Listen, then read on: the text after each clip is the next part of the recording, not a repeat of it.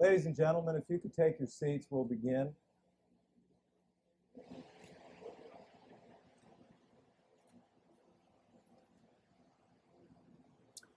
Good evening. My name is Joe Alfandre, and welcome to the Kent property.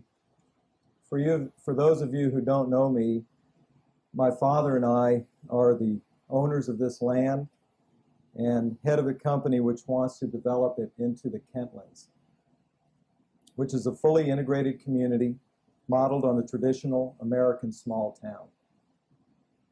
I'd like to take a few moments to recognize some people who are with us tonight. We have this mayor of the city of Gaithersburg, Ed Bohr, and the city council. Could you please stand?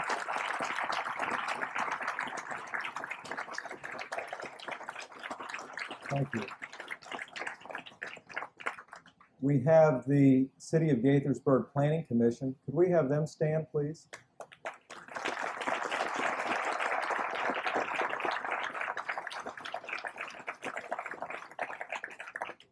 Sanford Daly, the city manager.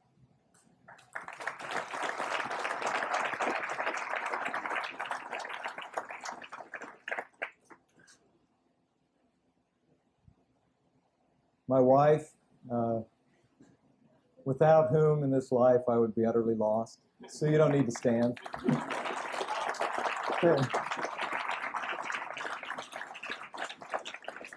Two of my children. Also my mother and father, Sue's mother and father, and our brothers and sisters.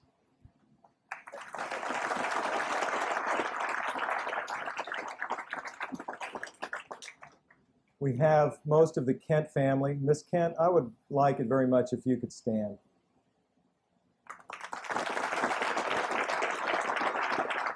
Thank you.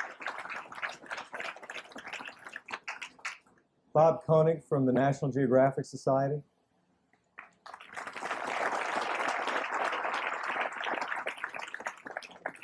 Malcolm King, the Isaac Walton League.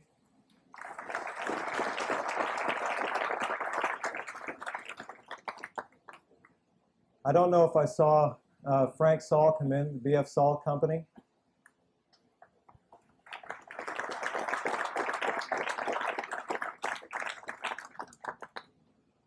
And a number of neighbors from Neighborhood 4 who have been working with me for close to a year now.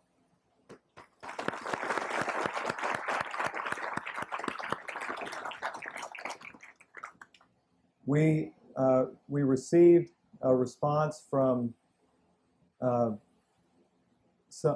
Frank Shore. I don't know if he's come in. I do know that we have our county executive, Sidney Kramer. Mr. Kramer, would you like to come up and say hello?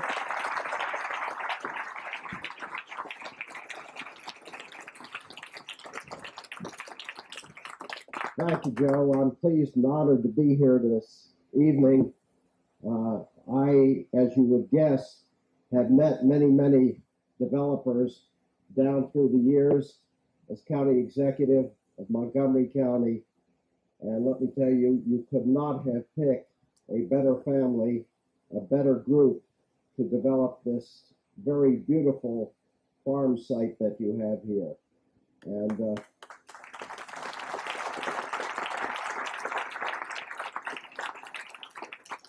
I'm sure the day will come when each and every one of us in this tent will come back and say, I was here when it all started, with a great deal of pride. I'm pleased and honored to be here, and I think it bodes well for Gaithersburg, the city of Gaithersburg, and Montgomery County. And I congratulate all of you who have had the opportunity to touch this very fine development. Thank you. Thank you very much.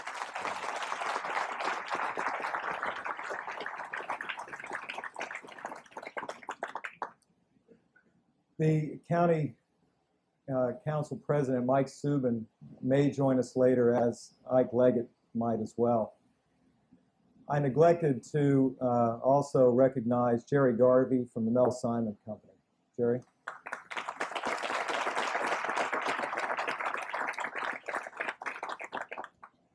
I'm hoping Andres will be out here before I finish my talk. I see Liz in the back.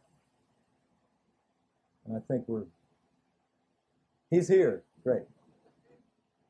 Very good. I'm truly excited about the unveiling of our Kentlands concept this evening. After 7 days of intense work, some of it around the clock, most of it highly charged creatively, and all of it very participative, we have a vision for the Kentlands which we think is truly unique. And if the experience of this past week is any measure of the future, the public-private cooperation we have had here with all layers of the community should assure our collective success. You see, because literally scores of people from all walks of life, land use experts, architects, academicians, citizens groups, environmentalists, traffic experts, and government have participated in this charrette. We all share a vision of what we want the town to be. That in itself has been worth the monumental effort it took to get us here tonight. Let me talk for a minute about the forces which got us here. Certainly I've had plenty of options about what I can do with this land. But in one very important respect, I've been extremely blessed when it comes to this site. My vision, the market, and fate have all converged here at the Kentlands to create that once-in-a-lifetime opportunity to actually create something different and truly unique. It's an opportunity few of us ever get. The creative catalyst which permitted me to act upon my romance for this land with the sound business judgment has been the architectural team of Andres Duany and Elizabeth Plater-Zyberk. They helped broaden my vision for the land. They helped me take the necessary steps to assemble a truly creative team of town planners who don't like plain vanilla development. And make no mistake about it, I could have pursued a completely different path. We could have taken a cookie-cutter approach to development. We could have built what has become to be known as 20th century planned unit developments, or PUDs. But to have done anything different than what we now propose for this site would have been to ignore the facts as I see them. The marketplace is ready for an alternative to 20th century suburban sprawl. The desires of government require more attention to the fabric which makes communities people-friendly and alive. The realities of everyday life require us to balance individual needs with those of modern-day living. And my own personal standards are such that I can't accept the minimally acceptable. I firmly believe that what you're about to see is not only right for Gaithersburg and its new future residents, but also is a new idea of what town planning ought to be into the next century. We will enhance the natural beauty of this site with an integrated community modeled on the traditional, small American town each of us has come to believe is the most people-friendly way to live, very much like the way the city of Gaithersburg is now. We intend to make it livable, familiar, accessible by foot, convenient, and sociable.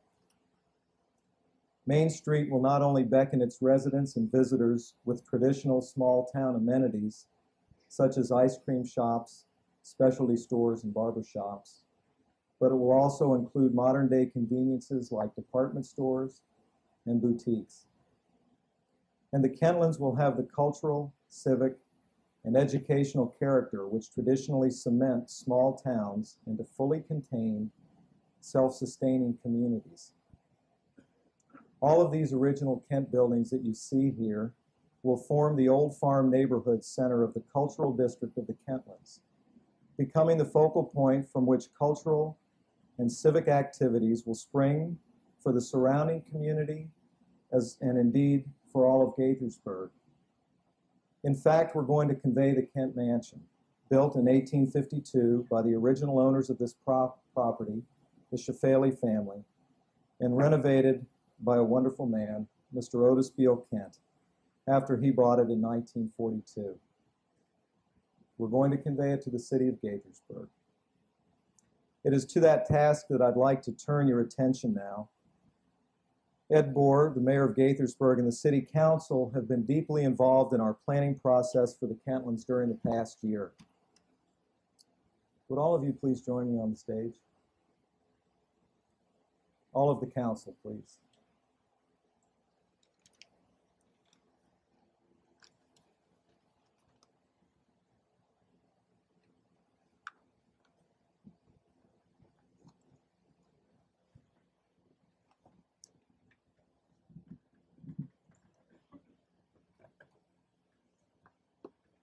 Mr. Mayor and members of the council, it's my pleasure to symbolically deed the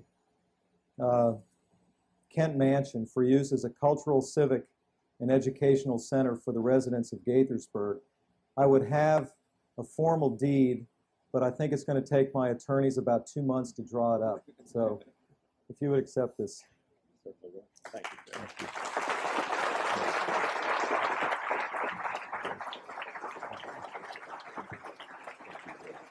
Thank you. Would you like to say something? Joe, on behalf of all of the citizens of Gaithersburg and the council, I would like to thank you. Let me get out. For a municipality the size of the city of Gaithersburg to receive on a very warm night a mansion the size and value that we have just received, I think is truly momentous. The city of Gaithersburg has a large task ahead of it, Joe, and quite honestly, we're not through with you yet. For us to receive as a relatively small municipality something that large and with the potential, we're going to need a great deal of guidance and quite honestly, a great deal of financing. We'll be talking with you as the weeks and months go on, and as you and I have talked very consciously about it over the past few weeks. The city is indeed grateful. I'd like to make, if I can, a very general comment about the Kentlands development. The city of Gaithersburg is known for many, many years, and my peer, Mary Ward, as being one of the most active and involved members of the council over a great number of years, has always envisioned this property as being one of the very last vistas in our city for financial strength and responsibility, for us to protect our future, if you will, for future generations. We did not want to see the typical tract development. We did not want to see a lot of things. And for, I'd say 15 years, we discussed MXPD and all of these kind of terms that my wife finds very disheartening when I talk about it at home. But we knew that we wanted something different for this section of the city, for this large tract of land. And I can tell each of you, for those citizens and those of you here tonight who have not participated in this charrette with these people, it has been one of the most engrossing weeks of my life. I found myself coming here at lunchtime so that I could see what professionalism was, and so that I could invigorate and feel some of the vigor that was going on here. Joe, I congratulate you and your company and your family. I think that this is something that each of you can keep going with in this city for a long time. Since the very beginning of the Kentland discussion, I've had one thing that I've tried to impress upon Joe, and that is how neat Gaithersburg is with or without the Kentland development. And I think he's learned to respect that and to have a place in his heart. I even got him to go to Old Town and have lunch at Diamond Drugs. So, you know, it's really a neat thing to involve someone in the real issues of our town. And I mention issues because Joe Alfandre is not someone here who has come tonight to unveil a development plan for a particular piece of property. He's someone who's been intimately involved in our city. He serves on our homeless task force, and he's been very involved in our Old Town days over the years. And it is like dealing with a friend, and that's a much different kind of feeling than dealing with, I hope there are none here, New York bankers who come in and buy a piece of property and want to develop it, and then go back home to New York. And we feel very comfortable here. There's an expression by our president, though, trust but verify. And that's what we will be doing, Mr. Alfandre. We love you dearly, but we will be watching and protecting our citizens and protecting ourselves, because that's our goal and our responsibility in this process. The process also requires a great deal of vigilance, and that vigilance is involved not only with the city of Gaithersburg, but with Montgomery County. And Mr. Kramer and Mike Subin, if you're here, and Ike Leggett, I'd like to tell you that we do not do this, as I've indicated to you before, in a vacuum. The project is going to be carefully staged. We live here. We do not want to create something here, along with Joe, that no one can get into or out of. We want something that is truly unique and outstanding for this community, but also for this county, and quite honestly, I think for this state. When I was out here earlier today, I thought it was fitting that Joe has a Maryland state flag also flying in addition to the county flag and the city flag. And I think that that tells us something. This is a project with some meaning to this entire state. And I hope each of you will join the council and I as we work through this. It's going to be a long process. Jennifer Russell is here, our planning director. Jennifer is a very young, charming lady, and she will probably be an old woman by the time this is all over, because it's going to be a very long process. And we all know that. But Joe, we're delighted to be working with you in that process. And as we all grow older, we will grow wiser, and there will be some mistakes made. Nothing in life is done without mistakes, but they will be honest mistakes, and they will be done in the best of optimism for what we're trying to create for the future. Joe, you have just given the city an extremely valuable piece of real estate. We recognize that, and knowing that, the council and I labored for a long time, because you had mentioned you were going to make this presentation tonight, just what we could give you. And we've decided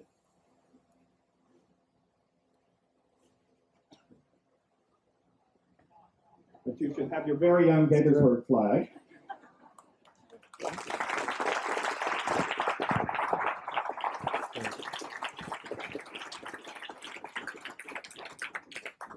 And because we quite honestly feel that this is a momentous and historic occasion in Gaithersburg's history, we ask you, Joe, to read about the history of Gaithersburg in our own history book.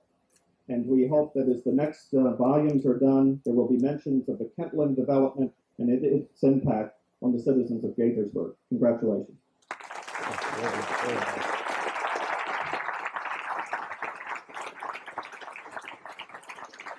Ed, big D.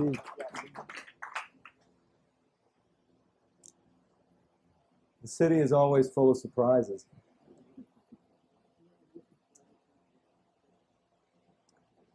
Well, we come to the part of the program that I think all of you have come for. I realize it's getting warm, and I'm wondering if we can open some of the flaps in here and still have some of the light. Maybe we can work on that. You like that? Let me take that down. Finally, as the catalyst responsible for expanding my vision for the Kentlands, Andres and his firm have developed a truly unique design for this site, which I'd like him to share with all of you. I'd also like to extend my sincere thanks and deep appreciation to his able staff and the entire Charrette team for their uncompromising work these past several months, work which concludes here this evening after our one-week intense design session. They've been working literally 24 hours a day for the past 7 days, and I'm convinced that the fruits of their labors are not only going to be welcomed by the marketplace, but will become a new standard for other communities nationwide. My commitment to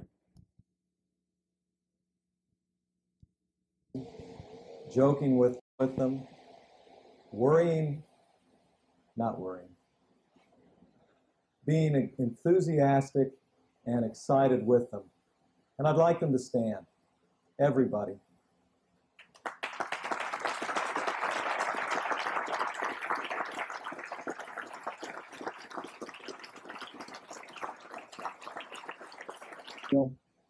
And Sandy Dixon, they did all of this. They kept us fed, they kept the phones working, they kept people in touch with us, they kept erasers and pencils and paper coming, They got a big top set up. They got everything done. These two extremely wonderful women. And I'd like to give them a little something now if they'd come up, please. Monica, Sandy.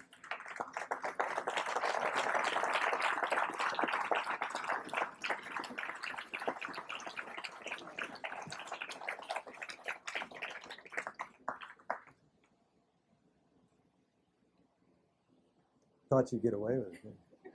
Thank you. Thanks. Thank you. This says Charrette Sandy and Charrette Monica. Thank you.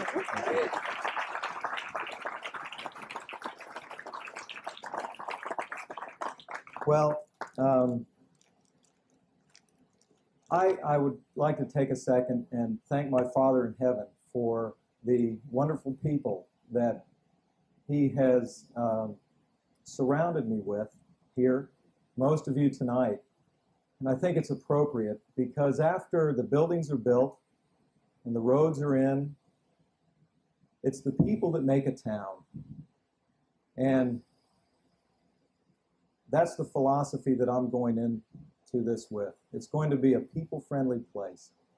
With that, I'd like to turn all of you over to the magic of Andres Duany.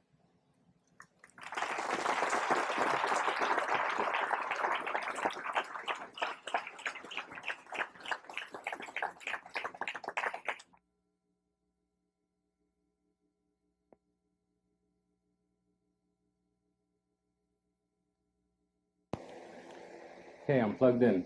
Can you hear me? Joe has introduced our team, but I should say a couple of additional words about them. Only about a third of the people who work in this and our other charrettes are from our own office in Miami. The rest of the people fly in from all parts of the country. We have an engineer from New Hampshire and a extremely talented architect from New Haven, other architects from Boston, an extraordinary, brilliant computer man from Indiana. These are people that we have met in other charrettes, and we attach them to ourselves, and they're the best we know. And after seeing Joe and working with Joe, I wish that we could attach him and take him along so he could be our permanent developer. And if nothing else, to introduce me. Which he's been doing so well, actually, since the beginning. It's a bit difficult to follow. The last slides were developed less than half an hour ago. They were put on a light table and put in the slide tray at -2 seconds. And I hope they're in order, but basically they will be cues for me to expose our ideas. It would be a miracle if it were in order. So forgive me if I refer back and forth. And I will, in fact, I cannot possibly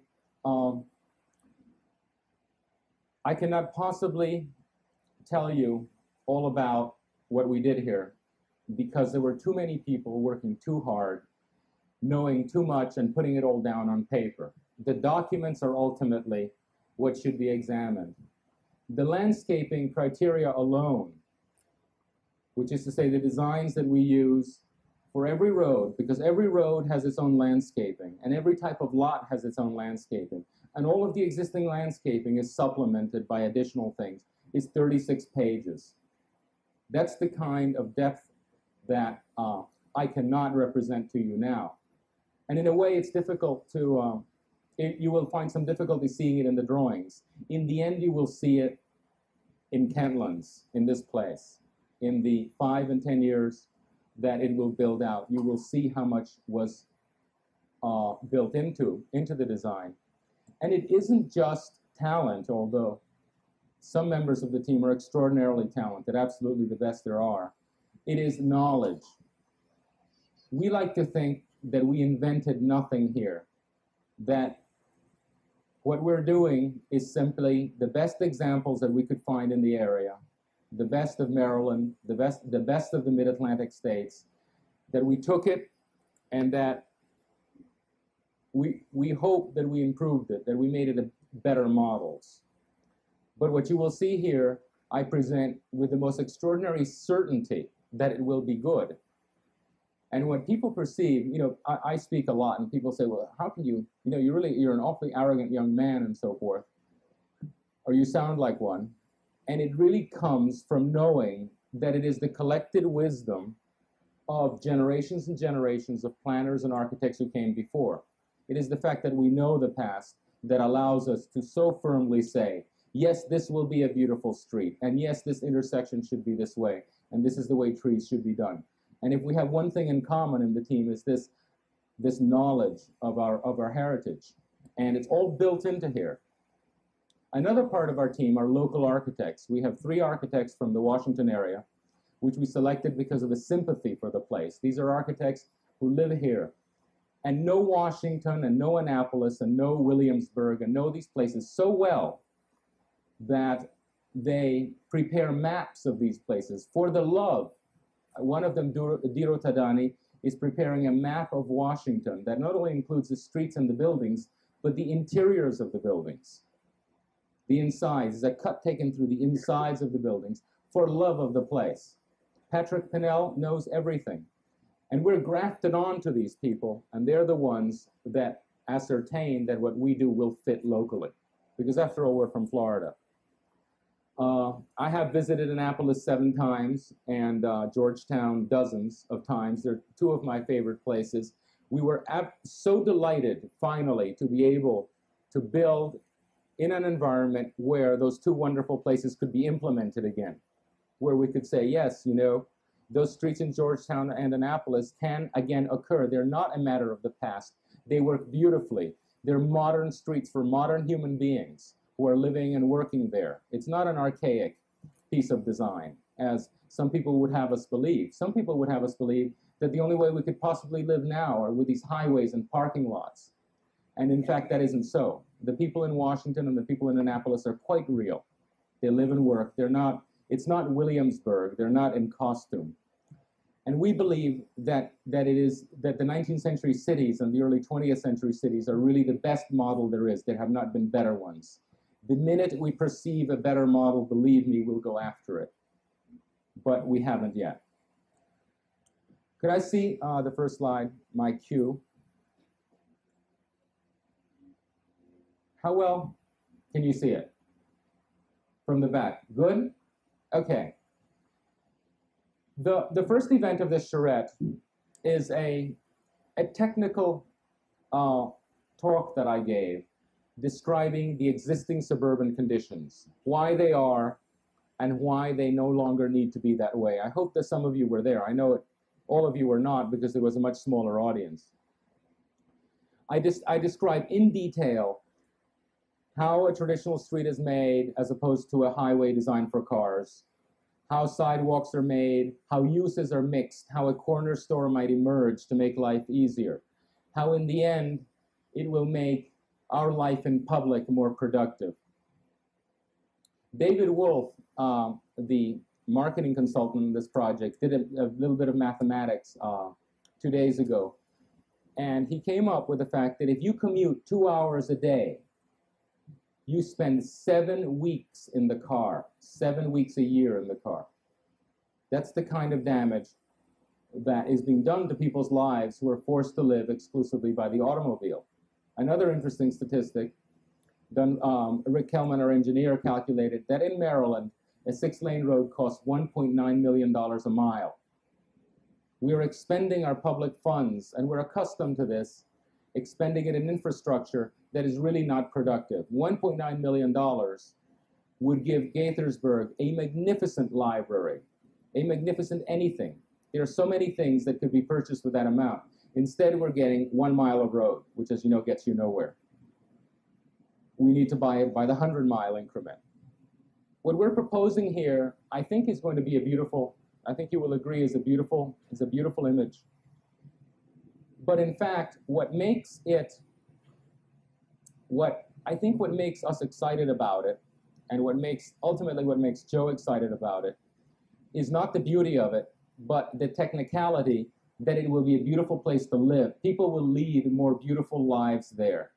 It has nothing to do with the beauty of it has something to do with the beauty of the buildings, but it will have to do with children being able to walk to school and visiting their friends without being driven by their mothers, mothers not enslaved by cars for everything they do as soon as they have children. I think of my sister, who used to be a journalist and is now a chauffeur and has been one for 8 years, ever since she had a child. All of these various things, which I will not repeat, which I spoke of in the first lecture, we hope that Kentlands will provide an alternative model. And it will not, and that is its importance. If this gets built correctly, and Joe, I know, is committed to do it, it will become a model for how America can build itself differently. And we might go back to some of the old standards and the old wisdom, that old sanity that there used to be, which we seem to have lost in the throes of engineering analyses and traffic counts and all of these various things. This is the town of Gaithersburg. I didn't know of it. When I came here and I gave the first talk, I had slides of Annapolis, and I had slides of Williamsburg, and I had slides of Georgetown. I could have shown slides of Gaithersburg exclusively if I had known. And the interesting thing about it is that under current zoning, you could not build it again. The existing grid, the turning radii, the mixture of uses, the building types, all of the things that make Old Gaithersburg a wonderful place cannot be done anymore. Inadvertently, standards and codes and so forth have crept into the point that what is easy to build is the pod subdivision, and what is difficult to build is the traditional American town. And that is why we have spent so much time speaking to the city council, to the technicians of the city, to the zoning people and so forth, to explain that we are trying to do things differently, not to get away with something. We're not trying to pull something off like a high rise or something weird. We're simply trying to go back to those things that used to be allowed and are no longer allowed. And that's whatever we ask for in terms of turning radii and so forth is directly related to that. So that's Old Gaithersburg, the illegal, the outlaw. Next. This is a map of the local area. These are the institutions, the shopping areas, and so forth. It is extraordinary that so little is going on in so much space. You know, you all say, well, we're all getting very, very crowded. But when you do an analysis, really, of what is really going on in terms of shopping, in terms of cultural institution, it could all be put together into something that would be the size, would be 4 square inches on that map. The kind of waste that takes place by this spreading of everything and the resulting building of highways is something that we will attempt to not do here at all. In fact, we are not doing it. You will be able to live your life entirely if you manage to work in one of the office buildings that will be built in the Kentlands. You will be able to live your life entirely as a pedestrian. And even if you don't do that, even if you continue to work in other places and you continue to go to movies in other places and so forth, the number of trips that you will have to take and the number of cars that you will have to own will be drastically reduced.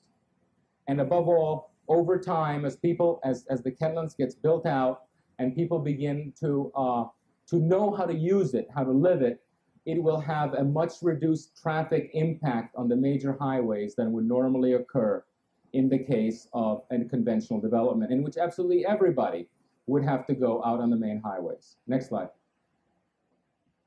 This is the existing condition of the Kentlands. It's an irregular site. In the upper left-hand corner is a hill. In the bottom left-hand corner is an extraordinarily beautiful lake. And there is a system of green swords called wetlands, which you also see marked. It is a beautiful site. It has some of everything. It has flat land and highland and rocks and a beautiful lake and almost everything that you would want. And that is something which we've all discussed as the team, is what a fortunate site this is. Not only does it have everything to actually cause us, and you will see very shortly how we deal with this, it actually informed our design in different types. The design of the Kentlands actually consists of several completely different neighborhoods, all of which are closely tied to what you see there. And not least are the little black spots at the bottom. Those are the existing buildings, one of which was given to the town today. These buildings are wonderful because they have history. And we have done everything possible to extend the history that is built into those houses and Mr. Kent and the Kent family, and attempt to replicate a historic development which might occur naturally. We took, and I will show you shortly, we took these houses and they were like a kernel from which grew the streets and the squares that made the whole town. It is a privilege to have history. Most pod developments have nothing. Nothing. They begin with nothing and they end with nothing. This one has a lot, and we have attempted to enrich it and to expand it. Next slide. Now, this is the master plan. Unfortunately, it's a very light slide. It was taken earlier today before all the trees were put in. I'm going to take it apart for you. I know that most of you won't be able to see it because actually I can hardly see it from here. It's too bad a slide. But I'm going to take it apart. I'm going to show you how the neighborhoods work, and so that to give an attempt at some of the richness that will be built into this into the Kentlands if the plan is followed. Now, piece by piece, the next slide. After we designed it, we realized that that the site had actually given us 5 separate neighborhoods. And when they came into existence, we pulled in a few people and said, what might they be called? Like if these had evolved naturally, what might they be called? And the names that we came up with, which are tentative, is the area around the where we are now is going to be called the Old Farm Neighborhood. Neighborhood that grew up. Oh, could you point, please? Great. The neighborhood around the old farm. Then there's an area in the middle there, right, which we call Midtown. And it's the kind of towns that we normally design. When the Charrettes go throughout the United States and design these various urban planning, we do relatively consistently a 19th century town. That's Midtown. Now to the right, the large site is where the offices are, where the mall is, the shopping center, and where the large apartments and generally the bigger buildings, but above all where Main Street is. The entire area is structured on Main Street, and we think it will be called the town center or Main Street. Up on the hill in the upper portion, we think that might be called, what does it say? The Hill District. Because the streets have all been designed, and the lots have all been designed to take advantage of the hill. And then on the left, what name do we have? The schoolhouse area, because it is keyed to the school, which appears there on the circle. Next slide. I'll show you these one by one. This is the area of the Old Farm District. In dark red are the existing houses, and you see how we've taken the fabric that exists and extended it into streets and squares. In general, it will be a mixture of things, just as exists now, little houses and large houses, and the existing buildings will be institutional buildings. The existing garden, which is the rectangle to the bottom, will be enhanced. It will be called the hidden garden, and you will see what we did. But above all, we respect the lake so much and the beautiful walkways on either side that we have put no major traffic arteries on the dikes that separate them. So that entire blue area will seem to be a park as large as the neighborhood. Now let me show you some other slides. Next. The next neighborhood down is that 19th century neighborhood that we call Midtown. As you can see, the streets are straighter. It is more like Annapolis or Georgetown. There are Georgetown houses as our type. There are bigger and smaller buildings. There are streets and squares, trees all over, which haven't yet been drawn, and the street vistas which terminate in axes. The wisdom of the ages. This is the way that America has built itself from the founding fathers to basically till 1940. That's what's built into this area. Next slide. This is the Main Street neighborhood. On the left, you see our shops. The buildings in yellow are part of the Alfandre company. The buildings in pink are part of Mel. Proportion to the usual 4-lane highway, we split it into two 2-lane highways, which make crossing a completely possible experience, and in fact, it makes for very delightful main streets. Think about what 4 lanes look like, think about what 2 lanes look like, and that's what we've built into it. The front street to the right is detailed with trees and large sidewalks, and it will be very sociable. The one to the rear will have the dumpsters and will be more of a service street. We loaded it all to have one completely delightful Main Street experience. You can see the 2 squares there also, which are the determination of the various axes that come in from the town. Next slide. Then there is the Hill neighborhood. The school neighborhood. The school is up there at the circle. It is totally integrated into the circle. It is not pulled back with a parking lot in between and so forth, so that those people that walk to it will find that it is as accessible as any one of the townhouses. Great. Now you'll see what I'm talking about. Okay. That's the school. That's the schoolhouse circle, which is a complex piece of urbanism with traffic in the center and buses and drop-offs and so forth along the side. This is the 12 acres that are given over for the school. The schools are normally placed in the middle of the site, which means that there's a parking lot in front, and it's really quite a drag to cross the parking lot, even if you walk to the place. We're having the school participate in the urban fabric. The fabric over here consists of Georgetown houses and side yard houses and big houses and so forth. You will see that every neighborhood has a mixture of all building types, large, small, and middle, just like in traditional towns. We're not going to have these single-purpose pod developments in which absolutely everyone who lives in it has exactly the same type house and the same type income and the same age and the same number of kids. These kind of sociologically homogeneous developments, we're doing away with that. They are loaded. For example, this one has a tendency to the smaller units. This one has a tendency to the bigger units, but they're all mixed. The curvilinear streets almost always occur following one of the green swards of the wetlands. The existing alleys of trees and the beautiful trees are always kept. The distortions that you see in the plan are very similar to the distortions in the plan of Gaithersburg. In some ways, it's a very awkward pattern.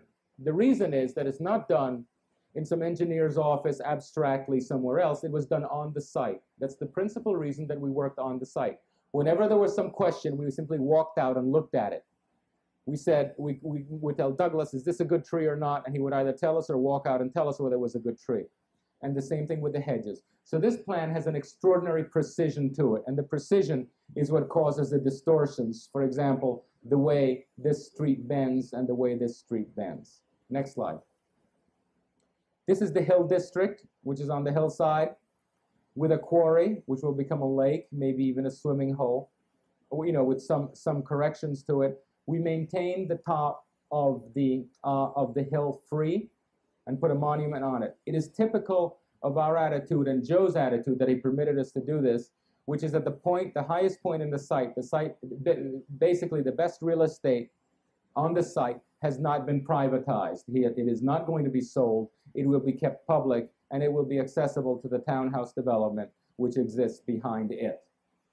The same goes for the frontage. Take this lake, okay? That lake could have been sold. It could be in people's backyards, which is what conventionally is done. You never see the beautiful features. Throughout this plan, we have made it public. Only the street gives to it. And so it goes for the entire set of wetlands. See these wetlands? They could all be in people's backyards, but no, they have in fact streets on both sides. These are the rows of wetlands. All of these distortions that you see, these patches of trees, are where trees exist. And these lines and so forth, all of these follow contours. It's not arbitrary. It has to do with having worked on the site and knowing it very, very well. Next. Now, this is the first neighborhood, the Old Farm neighborhood. This is the existing house there. This is the existing barn there. This is the existing carriage house there. This is the existing garden, the secret garden that has been enhanced and surrounded by craftsmen's buildings, we think, like that. And over here, because it is most beautiful. This is the most beautiful place in the whole site with lakes on two sides. What have we done? Instead of selling it to a mansion, we made a restaurant. The reason the restaurant is there is so that all the citizens of Gaithersburg could feel free and justified to come in here and enjoy this, the most beautiful place in the whole site. You see, it's a completely different attitude from the usual developer. The usual developer sells the mansion there and no one can see it. It's logged off. Now here, these are squares which already exist, and there are little streets throughout, and we extended them. We extended them throughout. They're little blocks, the old 18th century and 17th century type blocks with houses. The houses are not all little. Some of them are small, and some of them, like that one there, is quite a mansion. It's just like a traditional 17th century town, with all the distortions that are due to either existing conditions, like the garden of the mansion here, or the existing garden here, or the various trees. For example, in there, there's a tree that I will show you in some, right in there is a tree I'm going to show you in some detail. Next. This is the existing mansion. This is the existing barn where we worked. Notice the tiny little streets that exist here. Okay, they exist already, and they're completely delightful. I hope that before you leave, you have a chance to walk around. And these are squares, and there's parking in them. The blue roofs are what we call the civic buildings, the buildings that are available to the public. One of them, of course, is the mansion that was just given to Gaithersburg, but also the barn, also the carriage house, and also this piece that surrounds the secret garden, and the idea that we have. And all of this is tentative because it might not work. I mean, life is different from what one really wants. But basically, it would be nice if you could have a rotating set of craftsmen, a potter, and a stained glass maker, and so forth, living there at a good rent, so that kids could come and use the garden to work and learn crafts and use some of the other buildings that we're building. That's just a tentative idea that we might have for the civic center of Kentlands. Next. This is the existing space between the mansion and the barn. Okay, some of these buildings exist. These two buildings exist. These buildings exist. We are adding these buildings. That's a secret garden beyond. And we're paving it with nice materials. As you can see, this is to show you how we're taking the hint from the existing buildings in the most natural way historically. One of the nice things, in fact, about this farm complex is that it is so consistent architecturally. Mr. Kent and all the people who have worked on it have been very careful to make a harmonious composition, and it is our intention to continue the extension of that harmonious composition. Next slide. This is the secret garden here with the existing garden, with the existing trees. We have simply cleared out and supplemented the formal garden inside.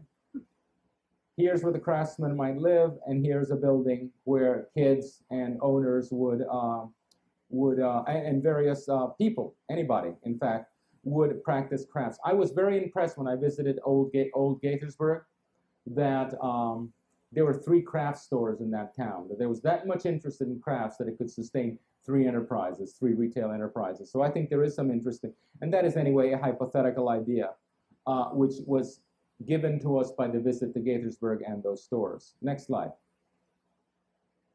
This is the shot from the loggia, where across the garden to the 2 houses of the craftsmen to the existing barn beyond. See the integration between the new construction and the old construction. Incidentally, in these, can you go back 1 slide, please, Bill? The civic buildings have special roofs, in this case slate roofs or blue roofs of some kind. The private buildings have other types of roofs. That is so people are constantly clued in, that we're constantly giving unconscious clues of where citizens can enter without being asked in. You know, any building that is available to the general population will have a certain look, and people will gradually learn to use them that way. And that's the disparity between this. And this, again, comes from observation. In beautiful old towns, the beautiful copper roofs belong to the wonderful buildings, and then the private buildings have less expensive roofs. So there is a dialectic between the higher uses and the normal uses, which we're attempting to institute here, and we intend to code, to write standards for, to cause this to happen. Next. That's the view we saw. Next. Now we're looking at this the little garden here, the existing tree, which is there, a little hint of the existing houses. This is the mansion. I just want to show you one little place to show you the extent to which things were thought through. You know, working with the existing conditions, but also detailing it all the way through. Let's look at that square. Next slide. This is the look of it.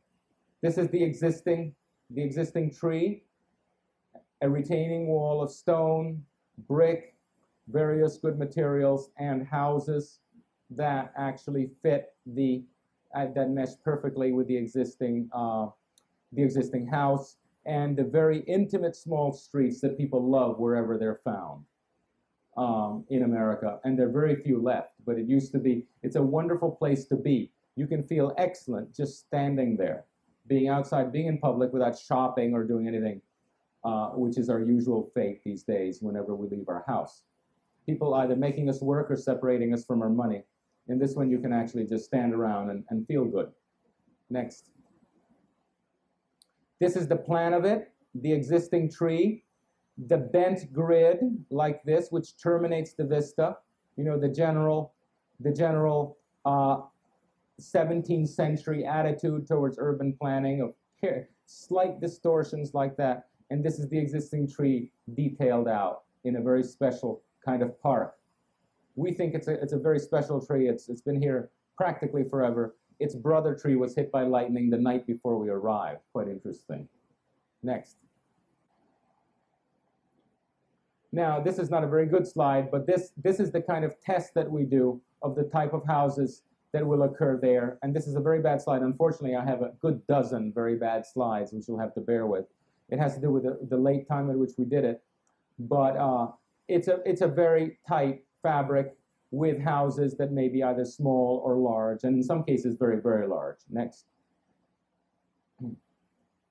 This is the restaurant at the tip here, which will permit people to feel very at home, people who don't even live in the Kentlands to feel at home, to come here and spend a Sunday afternoon in the lakes and take a walk around the beautiful lake park which already exists, which Mr. Kent built. We're trying to touch it as little as possible. If anything, what we'd like to do is what Mr. Kent would have done if he'd had quite a lot of money to do it. Next. Now this is another bad slide. I'm amazed at actually how bad they are. I thought they'd do better.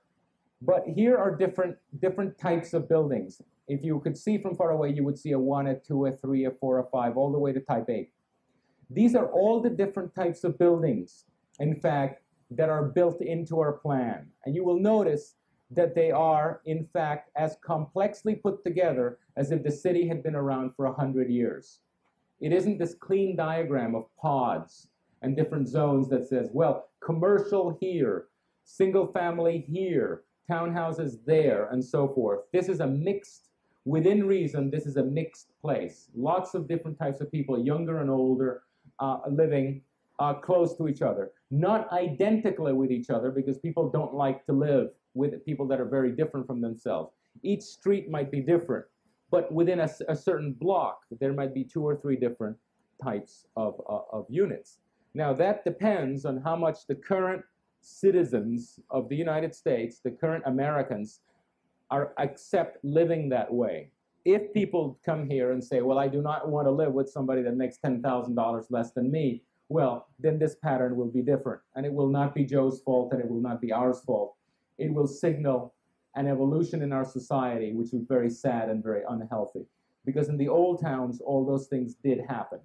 So I want to make it perfectly clear. The intention here is to mix the elements, to mix the ages, to mix the incomes within reason and so forth. If it doesn't happen, it is not for want of trying. It has to do with a changed society. So 5 years from now, when you come looking for this, and if it hasn't happened, that's a national problem. Next. Now, we do not have here a, we were so late that we actually, no, what's wrong with, is it backwards? Okay, these are the codes that we write that will make it happen. One of the people ask us, and they say, after I give a talk like this, they say, well, we have a 50-page homeowners association document that tells architects to do all sorts of things, and it still looks awful what came out. What makes you think that this is going to come out better than that? Well, first of all, the 58-page document is precisely the problem. It is so fuzzy. There's such fuzzy thinking that, in fact, there's so much confusion that entire committees expend their entire lives trying to plow through it and get something decent out of architects. We have the most straightforward kind of code, the kind of code that was used in Paris, in old cities like Old Salem and so forth, in which the actual form of the house and of the building, whether it be a house or a townhouse or a shop or whatever, is actually prescribed so that everybody conspires to make the beautiful streets and the beautiful avenues and the beautiful squares that we drew. And it works for two reasons. First of all, we assume the ill will and the incompetence of the designers. So if you assume that, even if some slip in, and there's every intention to not allow that, to somehow, get only the best people involved here, even if some slip in, they will in fact the damage will be contained by this kind of very, very precise code. And the second thing is that this is a very, very tested document. It's 5 years old now. We have used it in other towns that we've designed, and we have tested it with students for years. We give it to students, first and second year students, kids that don't know very much, which actually simulates the condition out there with architects these days. And we see what the kids do, and we make certain that what comes out, in fact, is decent. It's an extraordinary document. I can confidently say that this is one code that works and will guarantee to a great extent what we planned into it. It is not called a code in this. In other jurisdictions, we call it I'm going to refer to it as a code because I've been calling it a code for 5 years. Somebody pointed out to us that causes confusion with the existing codes of the town, like the building code, which we're not superseding. The building code is the health and safety code, which is in place, and in fact overlays on this one. So from now on, and not only in this project, but in future project, we're going to call it the standards to separate it from a code. And that doesn't mean my brain has adjusted to it yet, but it is called the urban standard. This standard here, this sheet, is what makes the streets and the squares happen. It's an urban document. Next. Now we have this other document, which are the architectural standards. And this deals with the architecture, and it makes the buildings look a certain way.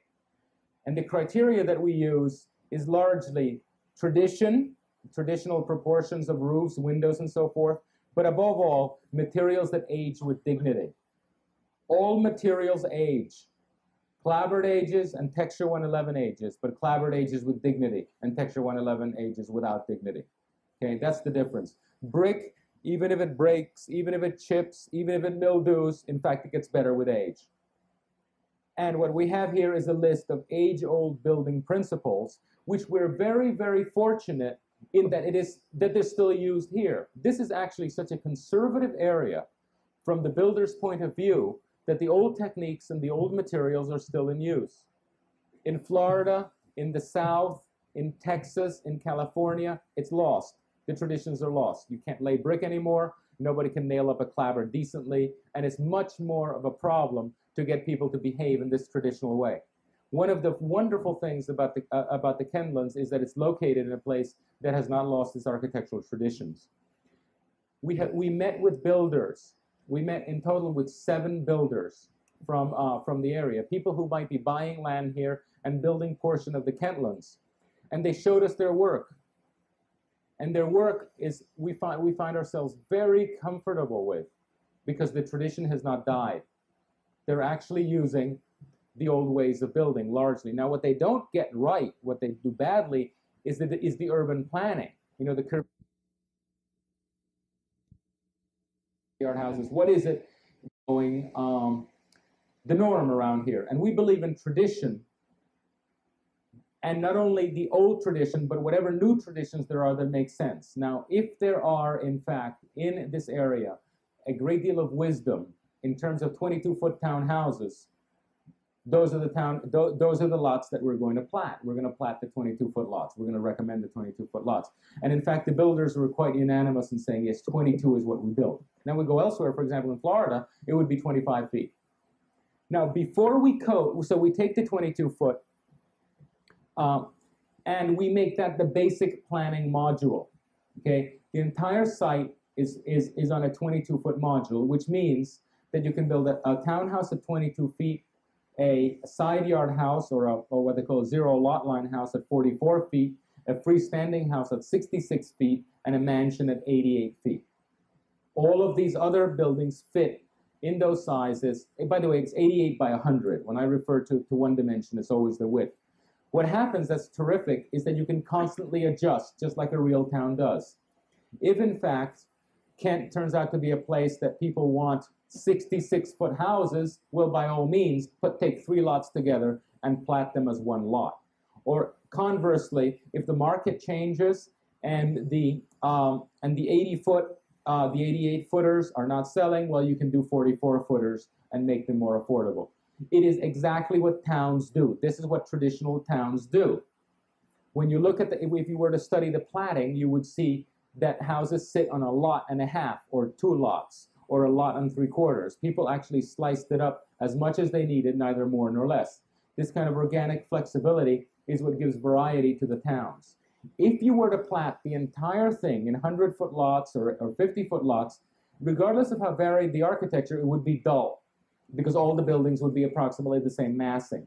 This permits not only the variety, but the variety to accrue organically. In other words, we have decided only to a certain extent what should happen. In the end, history will decide. And that's the best of all possible worlds, because it's a supple plan. It's a plan that will adjust to the society, not only now, but in the future. And we never forget that we build for 100 and for 200 years. You know, Joe might have finished in 10, but this will be here in 100. And the flexibility should be built in. These are the townhouses based on Georgetown prototypes. These, we've studied various types here. The garage in the back. We feel that townhouses that have parking entered from the front destroy their elevations, their front facades. So in our code, all of these townhouses are entered through alleys or mews in the back, where we have 1 covered parking space and 1 uncovered, or 2 uncovered parking space. You'll see that we have a tendency to separate the garages into outbuildings. The reason is that they really enrich the rear yard. If you were to have a rear yard with just 3 fences on the side, it's not quite as nice, not quite as private, not quite as interesting. It's not quite as flexible a place to live as if you took a little bit of your house and separated it like that. Okay, so that's what we're recommending, and this is just a test run of what might fit on it. It's what we prefer, it's what our team prefers and our team recommends. It's what we learned from Georgetown. It might not be what the builders build, okay? But we know that what they build fits on this site. Next slide. That's a detail of it. This is what our code would generate: the vertically proportioned windows, the certain roof pitches, the mixture of materials, porches, balconies, and so forth. That's a little bit of what might happen here if our code is followed with heart. Now, if our code is followed reluctantly, it might not be like this, but it is not going to be too bad either, because our code has teeth. Next. These are the 44-foot lots. And in this one, we find that the lots are wide enough to allow cars to enter from the front, like here. And you can have an attached garage and just a separate kind of outbuilding, whatever you wish, in the back. However, the garages are pulled back by our code, by our urban code. The garages are pulled back 20 feet so that they don't play a part in the facade of the street when you're looking down the street. And above all, those people that prefer not to pull in the cars into their garage every time, they do not destroy this street space by, when one looks down, one sees all the cars, you know, lined up, parked, and it still looks like a parking lot. So we pull in the garage doors to there by code, and I think that should remedy. And essentially, this should look like a next slide, like a single-family neighborhood. See, because that portion and that portion is pulled back. So what really shows in the front is a kind of traditional 3-bay house of the type that has always existed in the mid-Atlantic states. Now, the style is fine as long as it's a traditional one, and even some quite modern ones might be possible. We only ask that there be some sensitivity to the verticality of the openings. For example, this is a Georgian type, and this is a Victorian one here. Next. And there can also be another type in a 44-foot lot, like if the owner or the developer wishes to separate their garage to the rear, a two-car garage fits back there as a separate building, and then the building looks completely freestanding like this one. This is a shingle style. It happens to be in brick, but it's a shingle style massing of a building. And you can see really how much actually fits on one of these places on 44 feet. Next. That's a drawing of it. Or is it shingles? Maybe it is shingles. Anyway, that's the garage to the rear. What really shows is this piece, the porch, the tower, the roofs. These are the various things that our code makes possible. Our code encourages this. It does not force this, it encourages. It makes this easy. Next. These are the 88-foot lots with the 66-foot lots with larger houses with separate garages. In this case, the garages are attached. It's two-car garages, and you might even have a couple of bedrooms back here so that the mother-in-law can stay there, or the grandmother who might be widowed, or the teenage kid that's too old to stay home, or so forth. You see, it's an attempt, a very honest attempt to mix the generations in such a way that if everybody were packed into a single building, it would be impossible. Next. And here they are. These, of course, are to the rear. Now, a developer might build a much wider house and attach the garage. We're not precluding that. We simply think this is a better model, but we're not forcing it. Next. And this is another version. This is very interesting. This is a type that we've observed in several places, in which a couple of 66-foot lots, like this one and this one, might have slipped in between a 25-foot lot, like this one here, like that. Which means that a kid might get married and stay home in their own home, or a granny might not have to leave to one of these houses they get put in, because there's a separate building that's attached to this one, right? And above all, what it does for the urbanism, not only does it mix the society in the healthiest possible way, in a way that America is forgetting to mix because the codes don't allow it. The codes are saying, this is an elderly neighborhood there. This is a young person's neighborhood here. The yuppies are there. The people with kids are there. That's how our zoning works with pods. In this one, things are mixed. And what we get is not only a mixed neighborhood socially, but a mixed neighborhood physically. And it's very nice to have a big house next to a little house next to a big house like that. Now, this we did not invent. This is observed. And it's in a very desirable town. Actually, the very dimensions of this one came from Marblehead, Massachusetts. I have to confess, it didn't come from the mid-Atlantic states. But it's still a completely delightful type. Next. And that's what it looks like, the big house and the little house and the big house. That's the little two-bedroom house. Quite a pleasure, actually. We visited one. Next. And these are the mansions, the great mansions that occur in Annapolis and Georgetown on the 88-foot lots. Brick, you know, this extraordinary elegance that the country achieved very early in its history.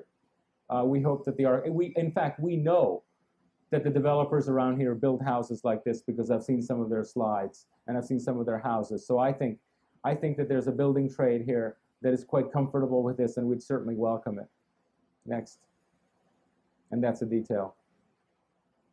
That's the garage to the rear. Fantastic dignity, which we've really lost. And it's not as if this were expensive. I mean, this is a brick box. You know, it's not juggling in and out and so forth. It's a brick box with beautiful proportions and just a couple of beautiful pieces of carpentry there and there. Next. Now, this is a bad slide, which is too bad, because what we did is we took all of those types and we put them together to form streets.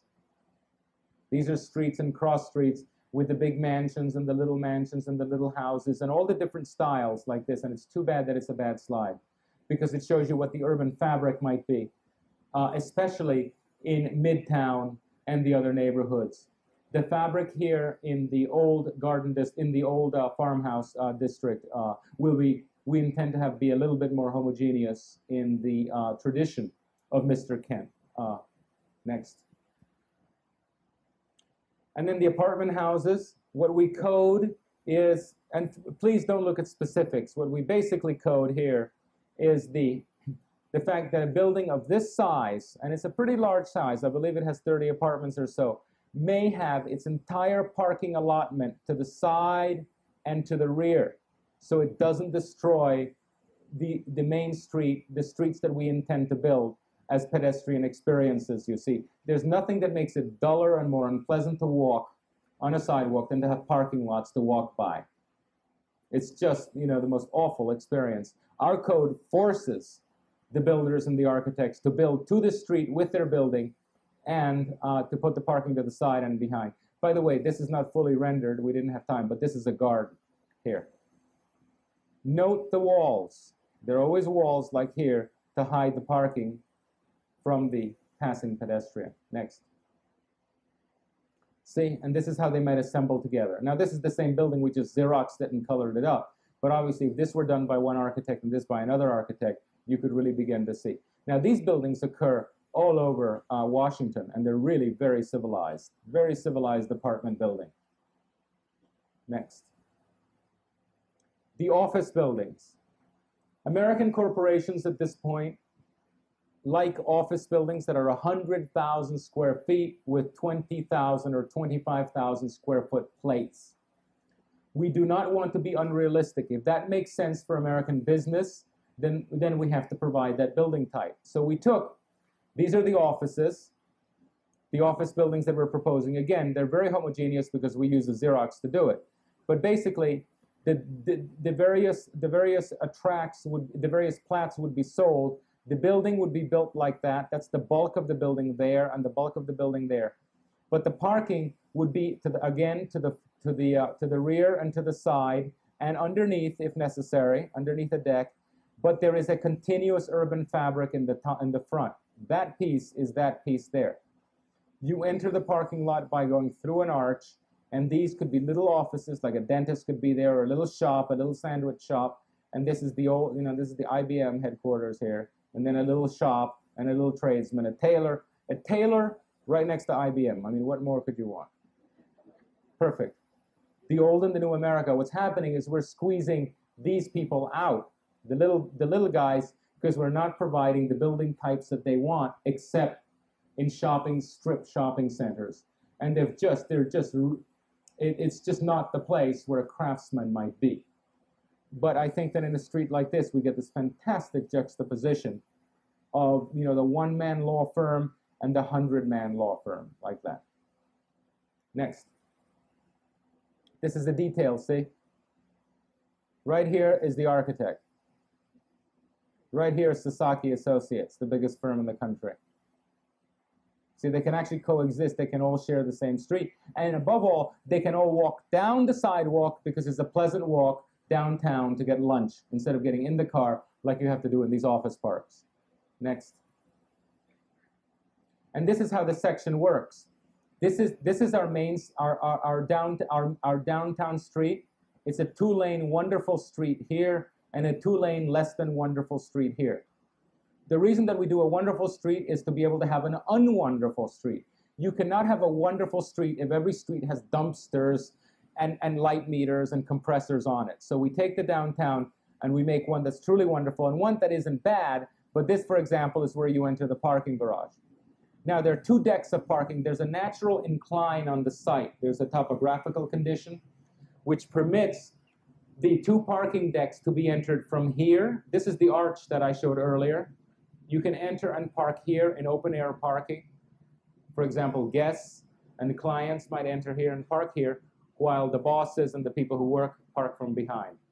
What's nice is that no ramps are necessary, and ramps are expensive and they eat up parking space when we have this topographical condition which permits it to work perfectly. Next. Now, some more slides of Main Street. That's what you saw. That's the office, that's the row, the so-called office park. I hate to use the term because it's much more complex than that, but that's what it's called now. So that's the office park that I just showed, with the good street in front, with the trees and the wide sidewalks. Further on, we cut it. This is a cut further on south. You still have the offices there, But in this case, on this side, the residential neighborhood impinges there, and in this side, we have the shopping center. Here you can see clearly how civilized, in what a civilized way, the shopping center meets the traditional urban fabric. They're completely compatible. That tower there terminates the vista. And then further on down the line, but still on Main Street, you have the office buildings, smaller office buildings on one side. Over here, there's a park, which I'll show you later. One of the great wetlands that we have that in fact aren't really wet, they're just simply full of trees. And then large, 30-unit apartment buildings of the type that I showed you earlier, where older people and younger people who don't have kids might like to live. And it's curious how younger people and older people actually who don't have kids might choose to not have a blade of grass in their possession, and might choose, in fact, to never cook even once, but walk downtown to the corner restaurant and eat and hang out, singles especially, hang out with other people, which is precisely why we've put them all on Main Street, to make it easy to get around. Next. This is what I just showed you, a cut through here, through this area, with the offices, the park, which is the wetland that has been captured, and the office building. Okay, you see these 44-foot lots here? They could either be 44-foot lots, or it could be another apartment building. That's the kind of flexibility, depending on how things go, that we want to build into this neighborhood. Next. Now this is an awful slide, which is too bad, because it's a very important slide. What it shows, this is Main Street, the so-called, what we will call Main Street, which is the good street. This is the service street behind it, going off in both directions like that. And here you have the axis, the street that leads from the old farm neighborhood to the downtown, which is a traditional American green here. The vista terminates in that tower. So you have a green here, which is just nothing for pleasure. There's no commerce on it. And over here, you have a green that has a farmer's market, that has all sorts of cafes and so forth, and also has the food court of the shopping center. Like the shopping center has a place where there are a lot of little restaurants that provide very sophisticated food, and they will be located here next to the door. That's the entrance of the shopping center there. That's how you enter it beyond, so that the people of the town will have access to extraordinarily sophisticated food, and the people in the shopping center, once they come in, will have access to a very, very sophisticated town. It's a completely symbiotic experience. In fact, it's one of the exciting things that makes this a lucky town and very special for us as planners. And mind you, we do a lot of towns. We've done 9 since July. This is the most special because it is so perfectly programmed. It's so perfectly balanced between residential, commercial, and places of work. You can shop, you can work, and you can live in a perfect balance. Most of the others that we have do not have that balance. They're either too heavily commercial or too heavily residential. And here is where it all comes together.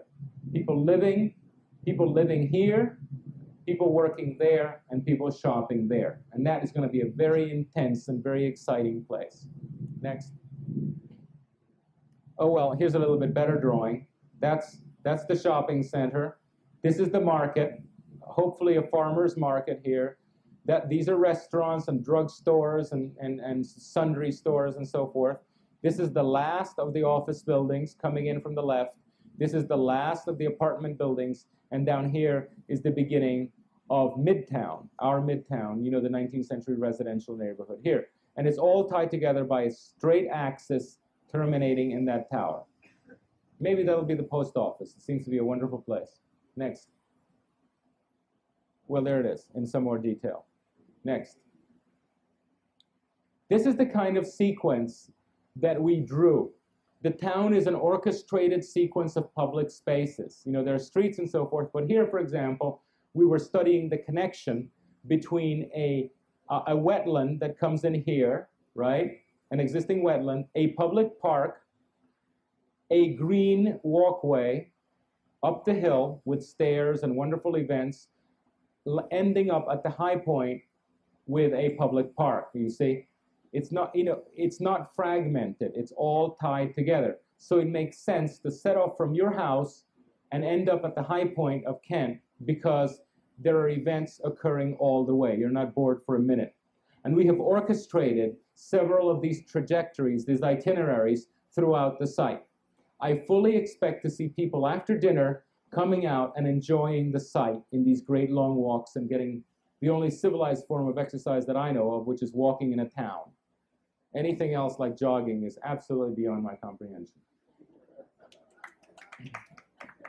And in fact, people ask us and they say, how do you get so emotionally involved in this? How did Liz and you? And I said, and usually our answer is, in fact, it's the reality, is we are forced to live. We live in Miami. We're forced to live in a place where we can't walk. And there isn't an option. You know, there's no choice. And we resent it terribly. I really hate coming out after dinner, smoking a cigar, and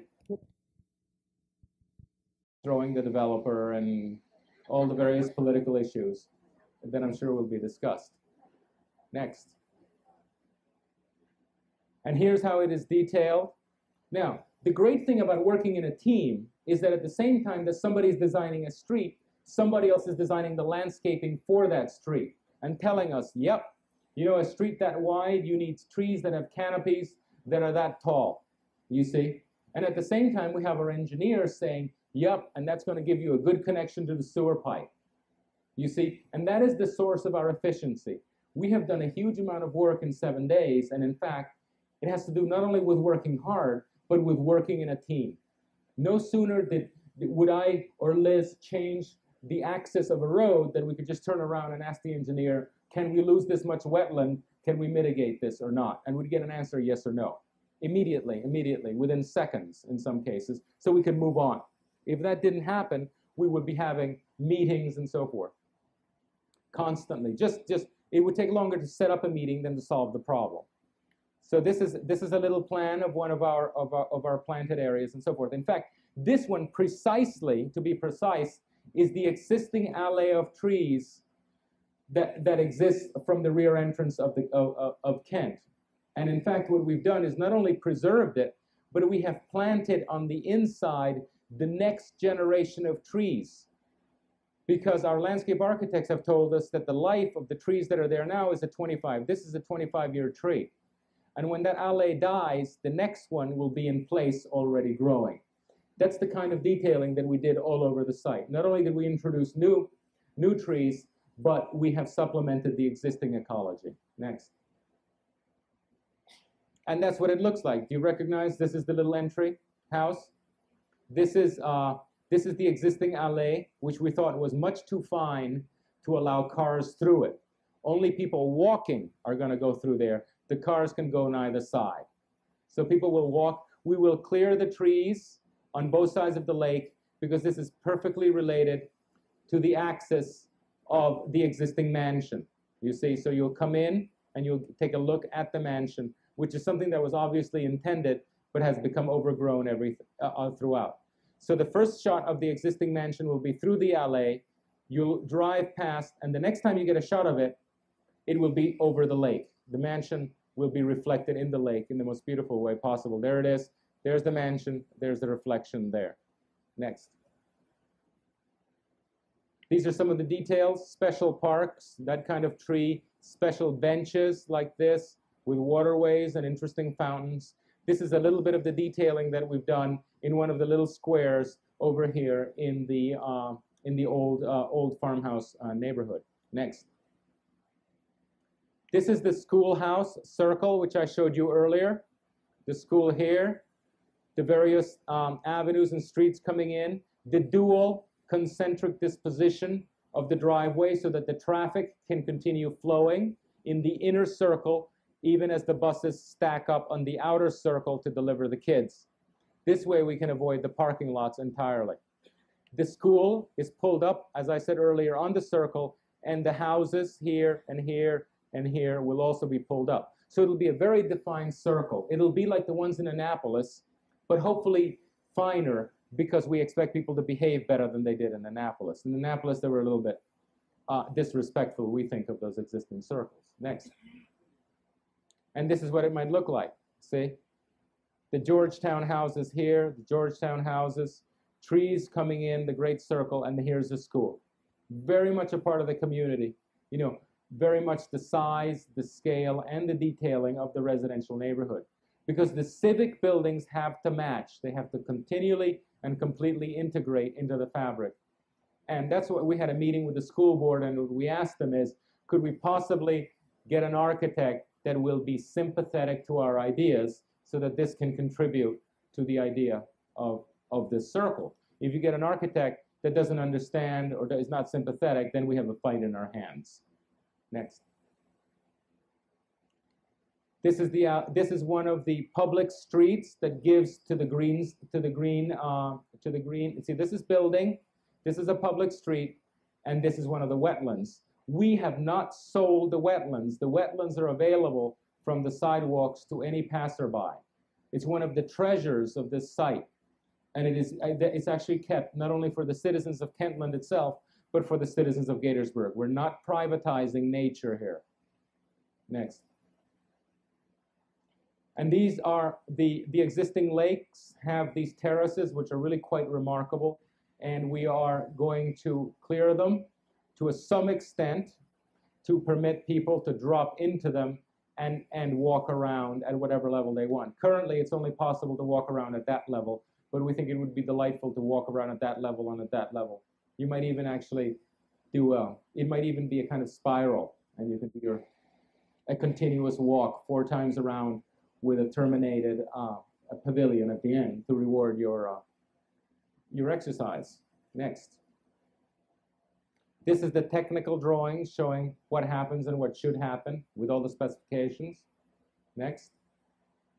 The reason I show these is to show you the extent to which the integration of the different disciplines have permitted us to design from the largest concept to the smallest detail. We know how the brick and the granite and all, or not, if not all, at least as many as we know of the public right-of-ways will be detailed. Here we know how the asphalt meets the brick, meets the granite. Here we know how the public retaining walls will be capped.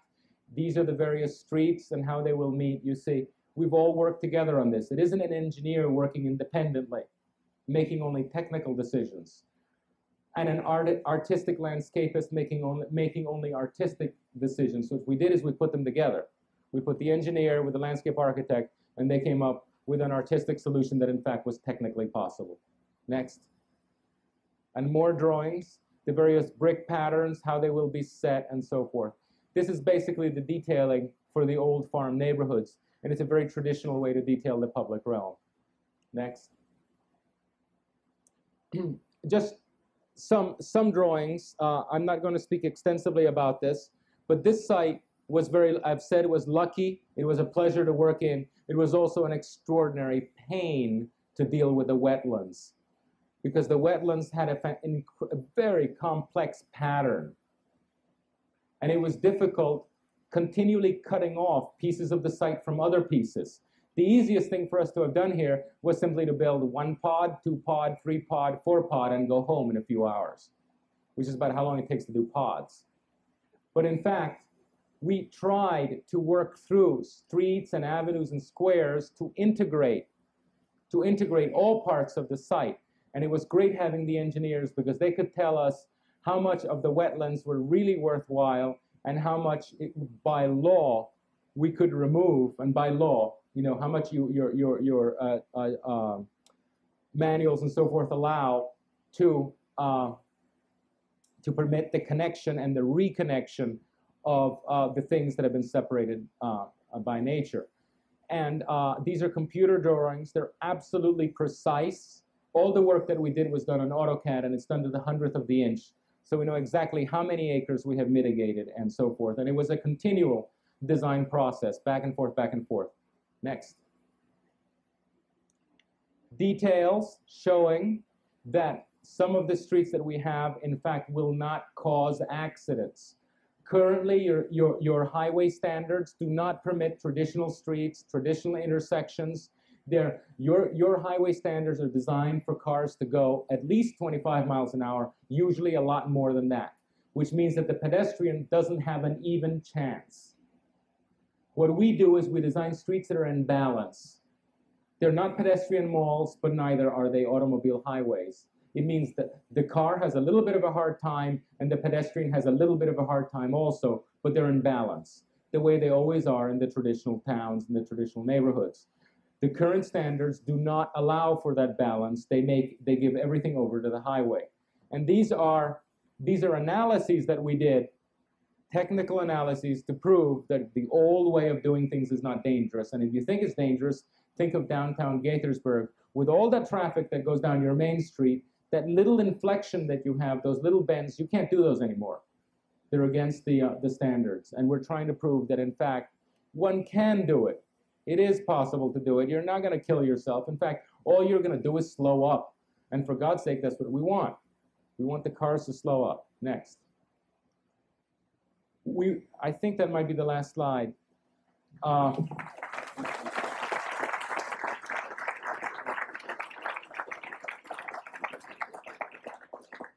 Thank you for staying in the heat.